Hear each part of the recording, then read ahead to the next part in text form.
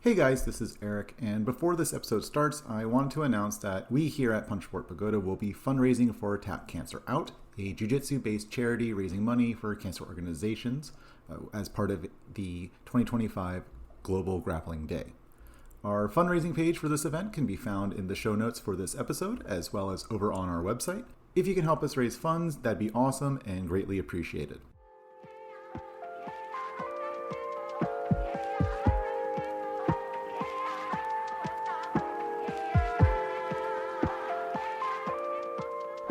All right, everybody, thank you for tuning into the Punch Sport Pod, the Punch Sport Pagoda podcast. Today we have our second panel discussion. With me today are Carl and Jessica, and we are going to go down nostalgia lane and remember some guys.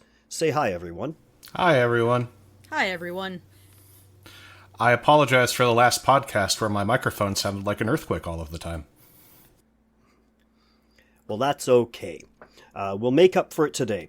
So we're going to call this series, Hey, Let's Remember Some Guys. And we're figuring things out as we go along on this, of course. We don't have any themes. In the future, we may add some themes depending on what we find.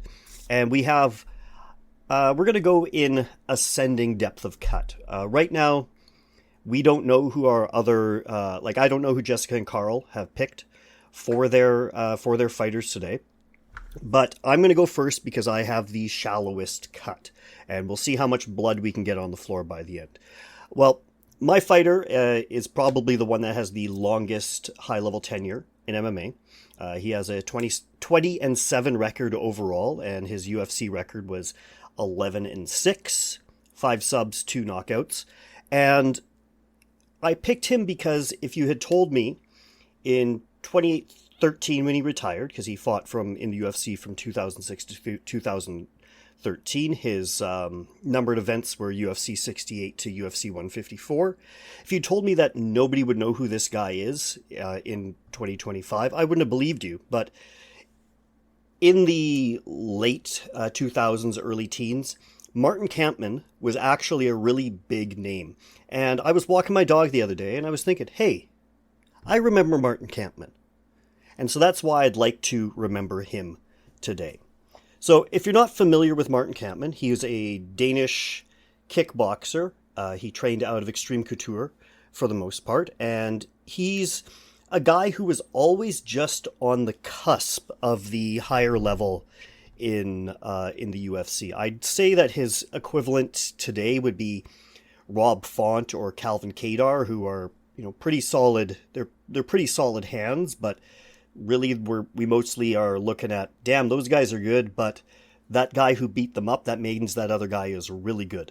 And that's the space that Martin Kampmann filled. He was long, rangy. He began his career as a middleweight, but after getting TKO'd by Nate Marquardt at UFC 88, he moved down to welterweight, which is where he spent the majority of his career. His best win was probably Carlos Condit, where he had a split decision against Carlos Condit, and Condit's UFC debut. Condit had been the WEC champion. He came in with a lot of hype and a lot of bloody fights, and Kampmann edged him out in 2009. What's notable about Kampmann, though, is really his losses tended to, in a lot of cases, age well. So, he was knocked out by Paul Daly at UFC 103 in what at the time was a one-sided number one contender fight for Martin Kampmann. And when that happened, everybody goes, wow, Paul Daly's a big deal. Kampmann gets what's recorded as a death choke on Jacob Volkmann in his next fight. I looked it up. I had trouble finding it. It just looks like a ninja choke to me, which is a commonplace choke now. And so Kampmann was one of these guys. He's marketed as a kickboxer, but he had more submission wins. So he was a really kind of a club and sub or crack and crank type fighter. He had submissions of the night, fight of the night, knockout of the night. He earned all of the different various bonuses.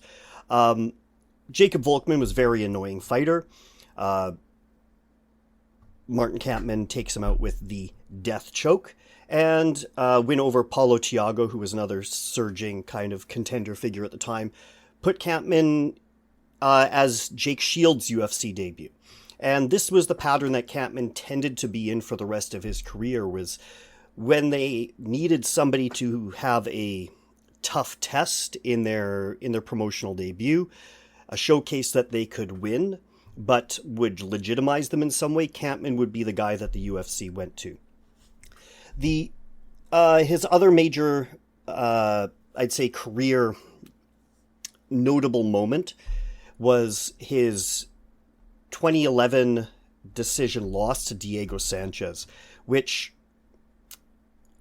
the Wikipedia page doesn't really tell, like the Tapology page doesn't really tell the story of that fight, because that was the robbery of the year that year, and that was actually the beginning of, I don't know if it's still a meme, but who won this close fight? Well, Diego Sanchez by unanimous decision. If you go watch that fight, there's no way that Sanchez really should have won it. Kampman kept him on the end of his punches, cut him up all over the place, but Sanchez is being Sanchez, windmilling, and he convinced the judges, convinced all three judges, in fact, which was mind-boggling. Kampman had a couple other good wins over Rick Story, Thiago Alves, Jake Ellenberger, who were still fairly notable fighters at the time. But the last thing I want to point out about Kampman is the way his career ended is actually pretty good. So he was one of Johnny Hendrix's first notable, high-ranked victims, Hendrix knocked out Kampman in 46 seconds at UFC 154. And then Condit and Kampman had a rematch in 2013, which Condit won by TKO. And it was one of those ones where you could kind of just see Kampman not so much be out, but just give up and then slump up against the fence and just sort of go, well, drat. I lost that fight. And where a lot of fighters we see, like BJ Penn comes to mind, but Tony Ferguson, where they've hit that peak, or they've been right on the edge of that peak, on the edge of that apex, and they just keep going and they keep losing. Kampman took some time off, and in 2016 announced his retirement. He just sort of quietly stepped back from being an active competitor. He coached at Team Alpha Male for a while, and he's sort of just faded off into the sunset. I haven't been able to find anything about what he's up to these days. He's in his mid-40s, still looking like a weird Danish guy, and nobody talks about him, except for me. So, hey, remember Martin Kampman? I do somehow remember Martin Kampman, and I do remember him as the patient zero for the Diego Sanchez curse that took over the entire UFC for far too long. Yeah, absolutely. I was going to say, I remember the horrible robbery loss to Diego. I remember Johnny Hendrix, if it's the correct fight, it felt like he punched Kampman like 19 feet across the cage on that knockout, and I was like, oh, this strange little Oklahoma gremlin man has some pop in his hands. And going back to the death choke, we should never remember Jacob Volkman. No one ever again. Oh, I was just saying, I only remember Jacob Volkman in the context of Martin Kampman and Antonio McKee. As it should be. Agreed. The first thing that comes to mind when I think of Martin Kampman, it's actually like fairly late in his career, if I remember correctly. It was this very violent fight with Thiago Alves that was back and forth up until it wasn't, and there was a point where Alves was just sort of teeing off on him at will, and then made the classic MMA mistake of charging at him for a takedown for no apparent reason, and Kampman just flipped him into a guillotine and turned it around in seconds. And that's all. Anytime I think about Martin Kampman, it's that sort of frustration of moments of greatness where you could see where he could have been a champion, and somehow he just never quite turned that corner into consistency. If he hadn't been knocked out by Paul Daly at UFC 103, it's likely that the title shot that eventually went to Dan Hardy would have gone to Martin Kampman instead. And we'd be living in a different universe without Dan Hardy, right? God, can you imagine people dancing together in the streets? I'm just looking at Campman's page, and I'm seeing UFC on Versus 3. I'm seeing UFC on FX2. It's like, this is a very strong sense memory of those times for me, and it's making me feel a certain kind of way. Yeah, it's like that's part of why I picked him. It doesn't feel like he's an obscure fighter, but he's emblematic of that age, and nobody talks about him anymore. So I don't know how deep of a cut that was. I'd rate that like a 3 out of 10 for cut depth, but I wanted to talk about him because I liked him.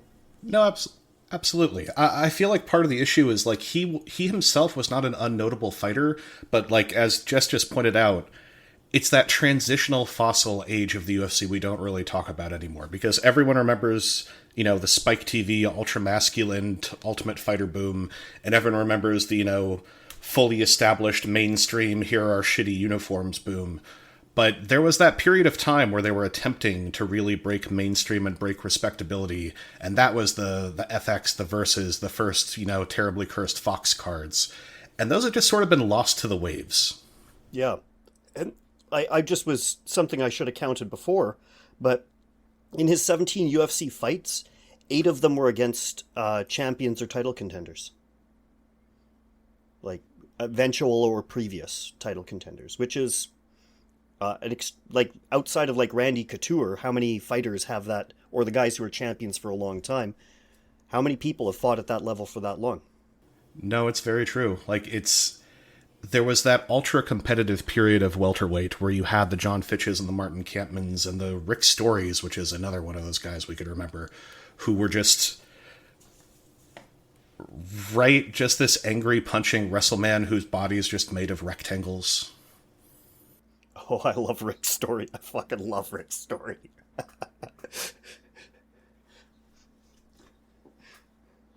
I don't want to go on too long about him because he'd be a good candidate for remembering another day. But my favorite thing about Rick's Story is he never had a single fight where he looked good, but he was really good at making other people look even worse. And it just cracks me up whenever I watch one of his fights. So, no, absolutely. Okay, well, any other thoughts on Campman before we remember another guy? Why don't we have more Danish fighters named after murderers? Is he named after a murderer? I mean, he was the hitman, right? So I guess it's more named after the concept of murdering people. Nicknamed after a murderer, yeah. Hitman Campman. I forgot. I didn't even think of his nickname. Huh. You're helping me to remember the guy. This is what I am here for. I chose to know this instead of math. Well, go look up some Martin Campman highlights, everybody, if you're new to him. Weirdly enough, because of that transitional stuff, there's not a ton of Martin Campman highlights that are available online. It took me a while to find that death choke, so to speak. Okay. Remember Martin Campman. Carl, who are you helping us to remember today? I want to take us back to the slightly earlier days, the pre-Zuffa days. When I first began watching mixed martial arts, it was on VHS tape from Blockbuster, and it was because I was told that it was like pro wrestling if it was real, which was kind of true because you had Tank Abbott throwing people around, but not really so much.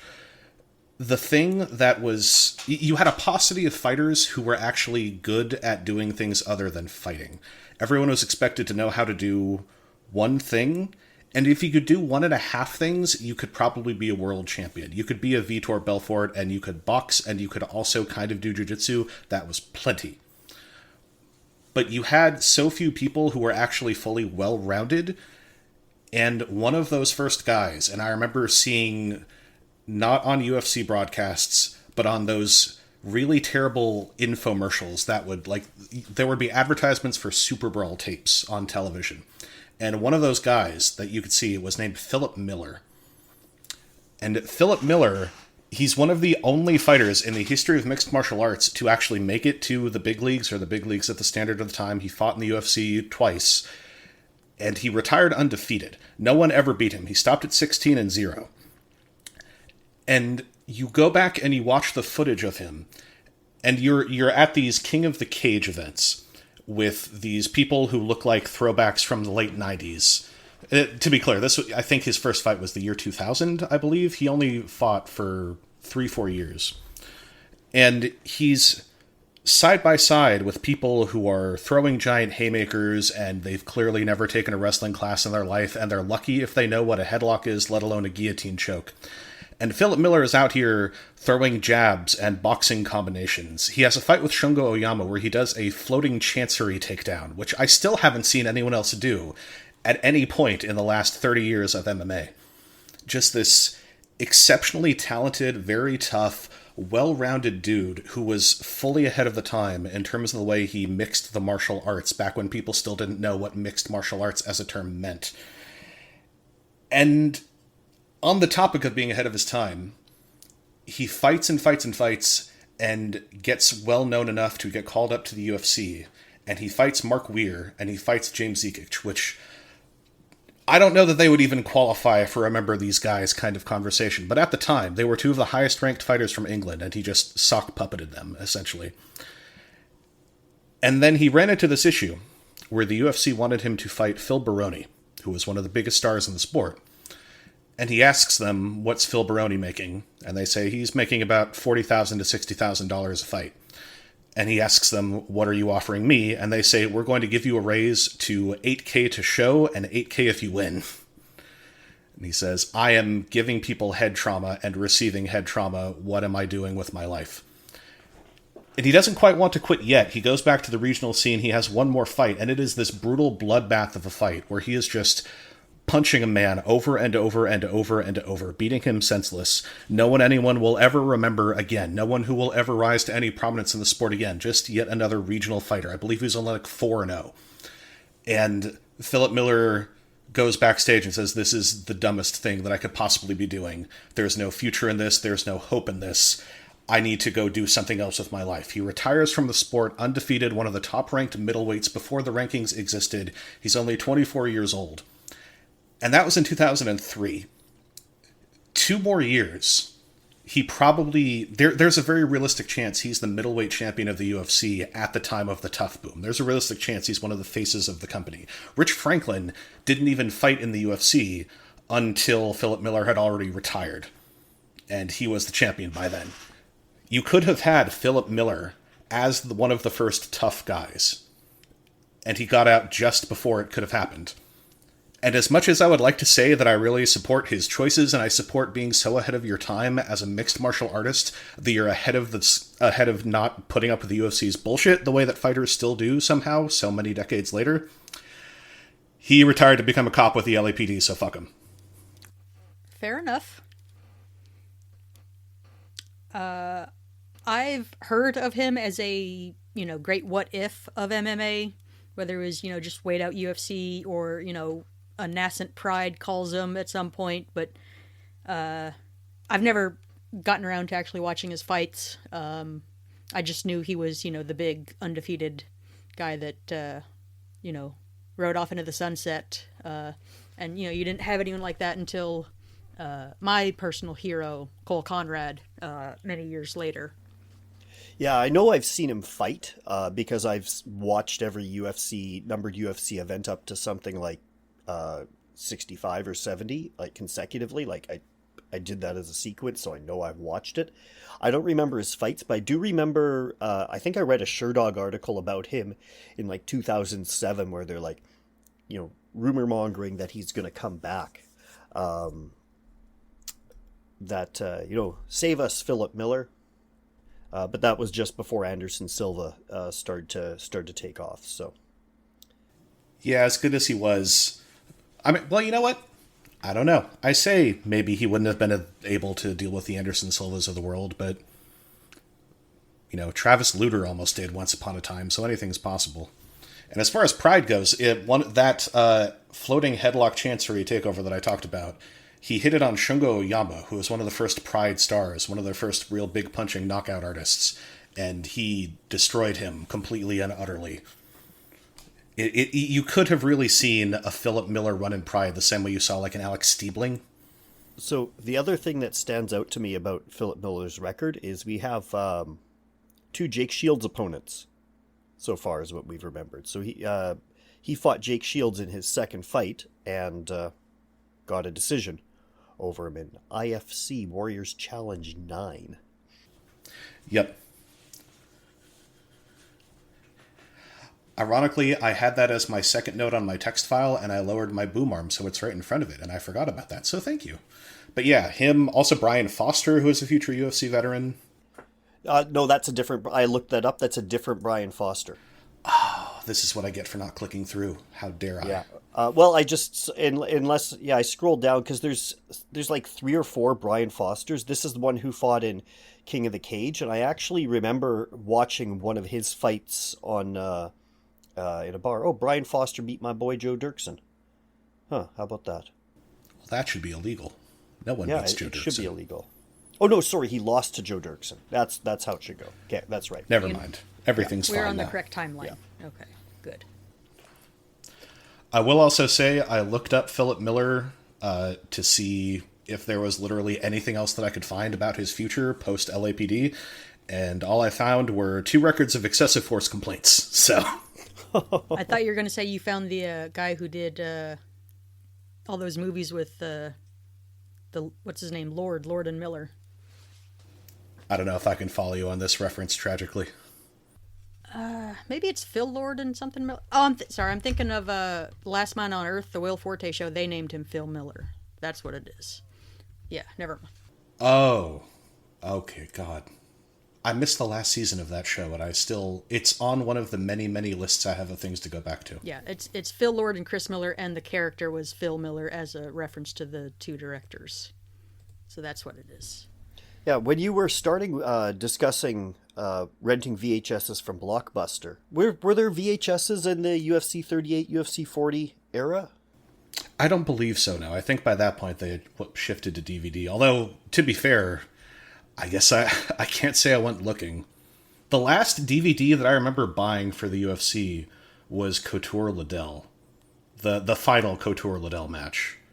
Okay, so they were doing them that late. I was already watching things online by that point. But I did have I thought you might be going back to like the single-digit UFC era, and I won't utter the names so we can maybe remember them later, but I had a couple of those single-digit ones on...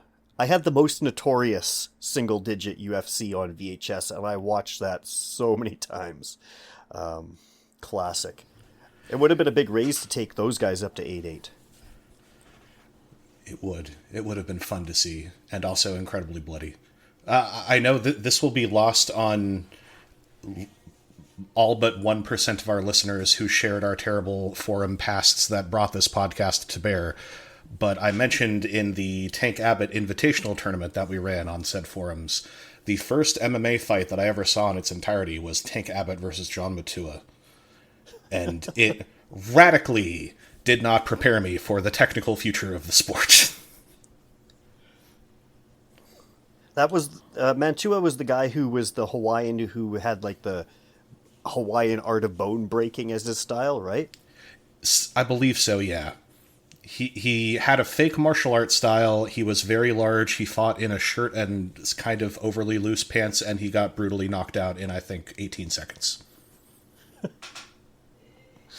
It was the one where Tank Abbott knocked a man out so badly that he mimed him being dead.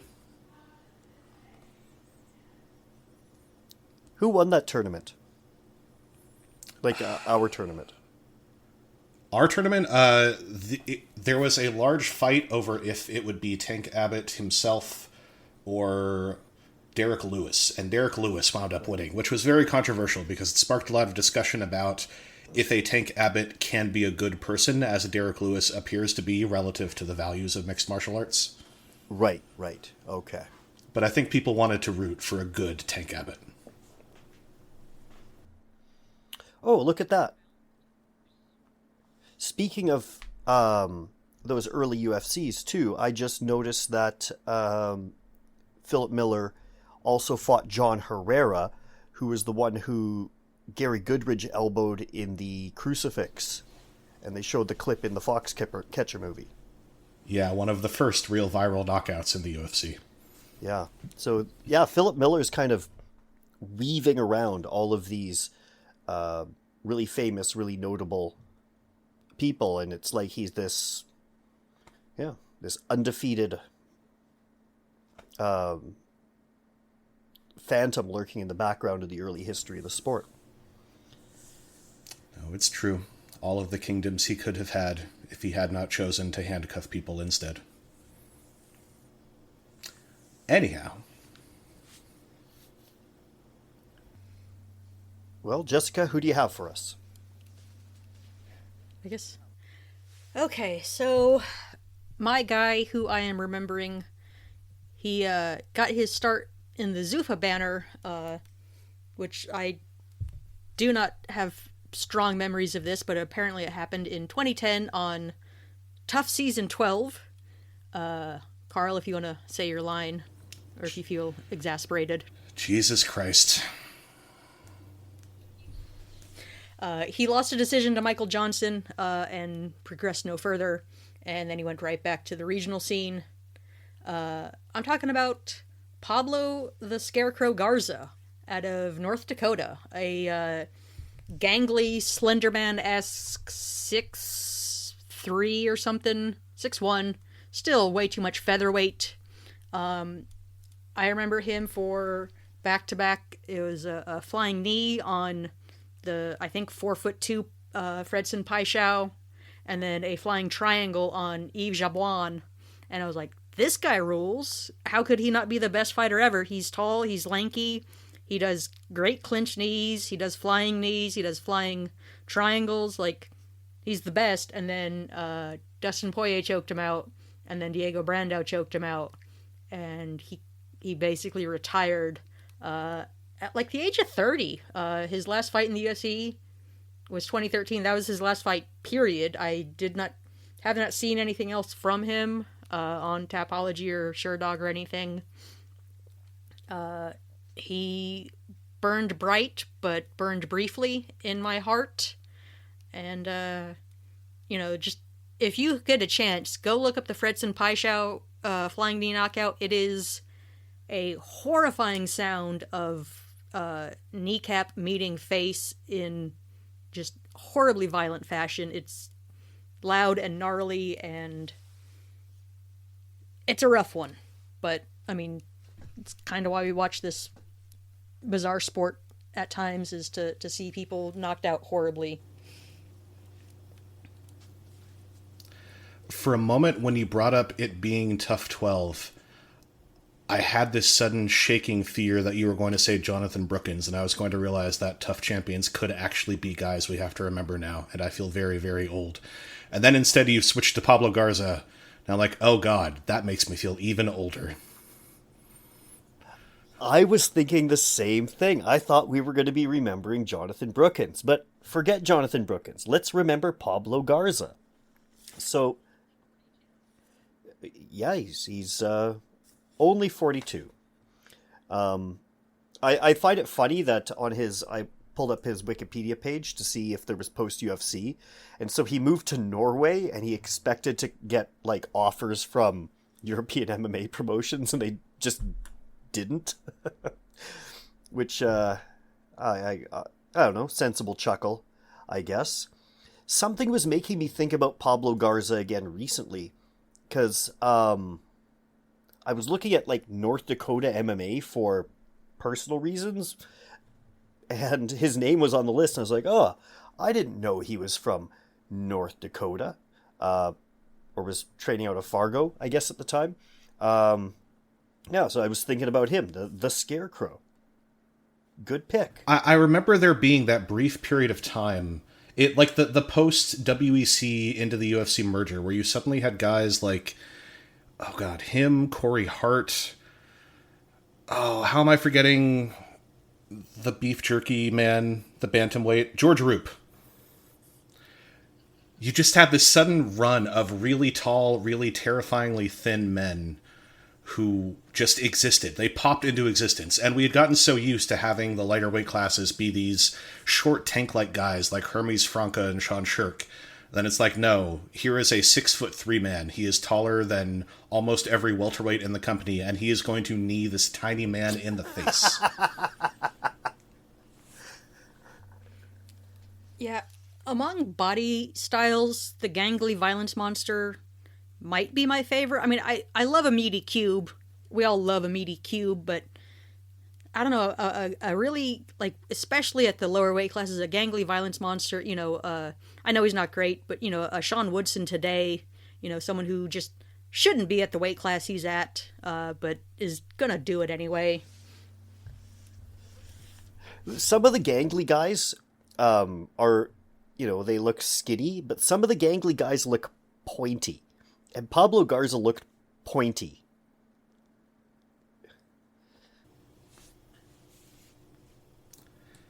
I remember Pablo Garza being one of those first moments of real irritation for me because, I by that point, I was already not new to the sport. I had gotten used to the idea that you would have a bunch of very tall heavyweights and light heavyweights who would be really bad at using it, like Cyril Diabate. Why are you throwing hooks? Why aren't you just standing at range and sniping people for your entire life and making millions of dollars? But there was such an expectation of lower weight class guys being better rounded technical fighters even then, that the sudden influx of your Pablo Garzas of the world, it threw that on its head for me in ways that infuriated me. Like, Pablo Garza, you're great, but also, why are you throwing flying knees? Like, I'm glad that it worked out for you this one time, but by God, man, do a jab and a teep and stay away and then get your face on a Wheaties box. Yeah, I was rewatching his Yves Jabouin, which it's another fun name to say, fight, and Yves was like tearing him up with low kicks, just like, not, I mean, the fight lasts 4.5 minutes, but he dropped him like with consecutive low kicks, and it was like, oh, that's an issue for the tall man. He should find his range a little better. But then he just grabbed a clinch and was like, here we go. Looking at his record, I know that this is crossing over into yet other streams of Guy remembering, because this isn't so much remembering a guy as remembering commentaries attempts to remember a guy.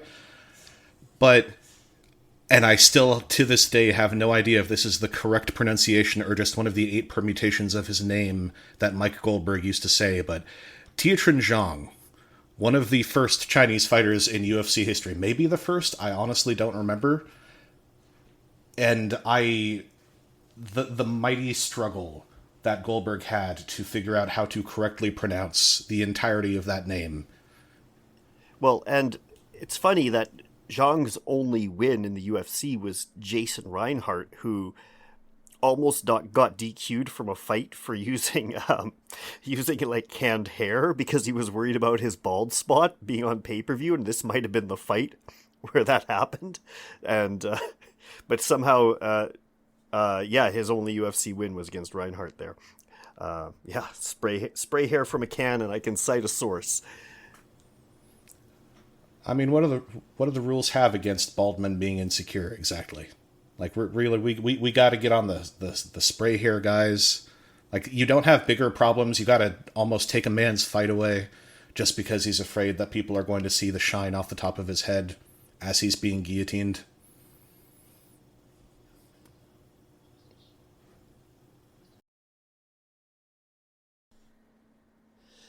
Yeah, and this was shortly after. This was still in memory of the BJ Penn GSP Greasegate. So, why would you have your foreign substance be something that's like can be visible? Like, it's like might as well come in covered with Sharpie, like it's KSW. Yeah, you have to allow Tiquan Zong's mom to watch you shower to make sure your hair is real.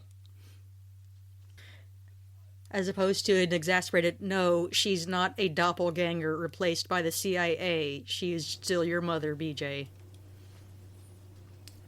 Oh, for the days of the BJ Penn's mom shower discourse as opposed to all of the MMA discourse we now have all of the time. I breathed a sigh of relief, and this is a very terrible thing to say, but I breathed a sigh of relief when the recent BJ Penn arrest happened that the person he assaulted didn't appear to be a member of his family. Like, at least it's a step in the right direction of dysfunction that you're back to just street fighting as opposed to actively trying to murder your family for thinking that they're what is it, CIA doubles now? Like, for the love of God, please accept help. It's not worth thinking about, man. Yeah. If we remember BJ Penn, let us remember the good times, when he had so many fans that would document whenever he drank blood on his Wikipedia page. BJ Penn, I think, was the first man that I saw call his own fight in the octagon when he knocked out Sean Shirk, and the ref did not necessarily agree that Sean Shirk had been knocked out, and BJ Penn pointed at him and said, "The fight has been ended." And the referee said, "Well, when you put it that way."